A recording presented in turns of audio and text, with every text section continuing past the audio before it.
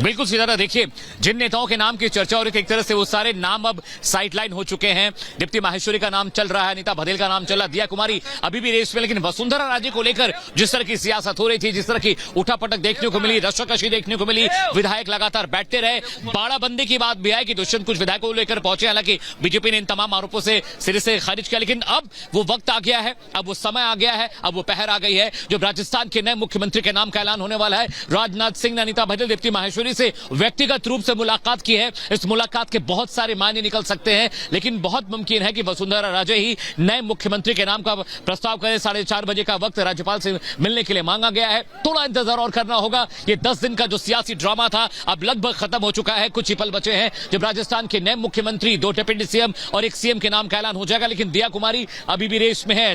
इसके अलावा अनीता बघेल और दीप्ति, जैसे उनका नाम आ रहा है दीप्ति माहेश्वरी का, ये तो बहुत अहम नाम होता है और हर किसी के जहन में और जबान पे यही सवाल है, क्या एक बार फिर से राजस्थान को एक महिला मुख्यमंत्री मिलने जा रही है? क्योंकि जिस तरह का मैसेज अंदर से आ रहा है, जिस तरह की सुगबुगाहट अंदर से आ रही है, राजनाथ सिंह का दीप्ति माहेश्वरी, अनीता बघेल से व्यक्तिगत रूप से मुलाकात करने का मतलब क्या है, ये भी समझने वाली बात होगी। और तस्वीरें भी हम आपको दिखा रहे हैं, ये हम बीजेपी दफ्तर के ठीक बाहर है, वहां पर तस्वीरें देखिए किस तरह से यहां पर गहमा गहमी का माहौल है और तमाम कार्यकर्ता यहां पर बैठे हुए हैं। उनको लग रहा है कि उनके नेता का नाम अनाउंस किया जाएगा। राजनाथ सिंह अंदर है, किसी भी वक्त राजनाथ सिंह निकल सकते हैं, वसुंधरा राजे यहां से निकल सकती है राज्यपाल से मुलाकात करने के लिए जो प्रोटोकॉल है उसके लिए। लेकिन ये तस्वीरें देखिए, यहां पर जिस तरह सुरक्षा बीफ अप की जा रही है, जैसे सुरक्षा बढ़ाई जा रही है, सुचारिता, ऐसा लग रहा है कि यहां पर अब किसी भी वक्त राजनाथ सिंह बाहर आ सकते हैं। सुचारिता जी बिल्कुल बिल्कुल रोमाना, मैं आपको बता दूं जो बात आपने कही है कि किसी भी समय गाड़ियों का काफिला जो हमने अंदर जाते हुए दिखाया, वही गाड़ियों का काफिला बाहर की तरफ जाएगा,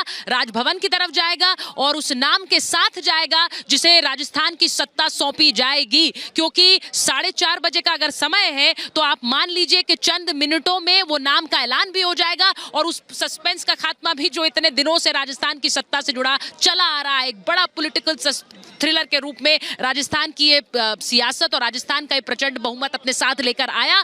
क्योंकि जब से 115 सीटों के साथ एक बड़ी जीत के साथ बीजेपी की वापसी हुई, बीजेपी के लिए एक दूसरा मंथन शुरू हो गया कि मुख्यमंत्री कौन होगा। वसुंधरा राजे 2 बार सत्ता संभाल चुकी हैं, लेकिन वसुंधरा राजे के जो रिश्ते केंद्रीय नेतृत्व के साथ हैं वो बहुत अच्छे नहीं रहे। उनको लेकर समय समय पर चर्चाएं भी होती रहती थी और जिस तरह से पिछले 5 साल कांग्रेस के राज में वसुंधरा राजे एक तरह से सक्रियता उनकी बहुत घटती हुई नजर आई, इसीलिए उनके नाम का ऐलान भी नहीं हुआ। जब बीजेपी ने चुनाव प्रचार शुरू किया, ये बार बार सवाल पूछा जा रहा था कि नाम का ऐलान क्यों नहीं। ये उस सवाल के जवाब में यही कहा जाता था कि नरेंद्र मोदी के चेहरे पर ये चुनाव लड़े जा रहे हैं, तीनों राज्यों में नरेंद्र मोदी का ही चेहरा है और इसीलिए पोस्टर भी यहां पर लगाए गए कि राजस्थान मोदी के साथ है। इसी तरह के पोस्टर्स से पटा हुआ पूरा जयपुर नजर आया और पूरा राजस्थान में इसी तरह के पोस्टर्स लगाए गए और आज जो नाम होगा वो केंद्रीय नेतृत्व नरेंद्र मोदी की पसंद का नाम होगा,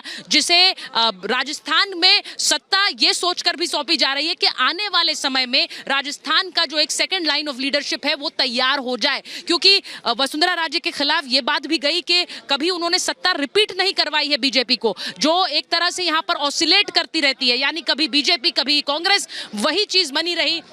अपनी बारी में बीजेपी वापस आई, लेकिन बीजेपी की सरकार को कभी रिपीट नहीं करा पाई वसुंधरा राजे